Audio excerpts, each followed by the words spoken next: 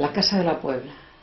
En esta casa vivieron 4 generaciones y yo soy la tercera. Se dedicaron todos a hacer vino. Ese patio tuvo una función importante como una taberna que se dedicó a vender vino, y era un sitio de ocio donde la gente del pueblo iba a tomar una copa, tanto de vino como de sangría.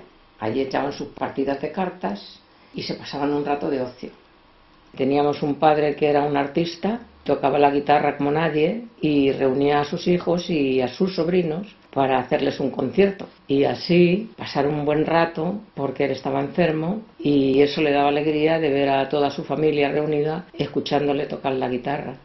Hasta que hubo un momento en que mi padre falleció y mi madre quitó la taberna y la dedicó a su familia. Entonces pudimos disfrutar de ese patio, que era un jardín, sembrando plantas, flores, hasta incluso teníamos un palomar donde las palomas bajaban a bañarse.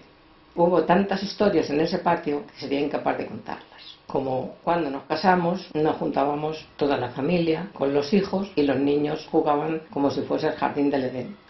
Ese patio sirvió para importantes momentos de la vida de toda la familia, porque allí se reunían mis hermanos y hacíamos cenas por la noche. Era una maravilla porque había espacio para moverse y para todos. Y éramos felices en ese momento, a pesar de que faltaba el principal, la cabeza principal, que era mi padre.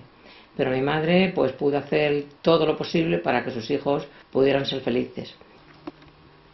La memoria y la historia de ese patio está muriendo lo mismo que sus personajes.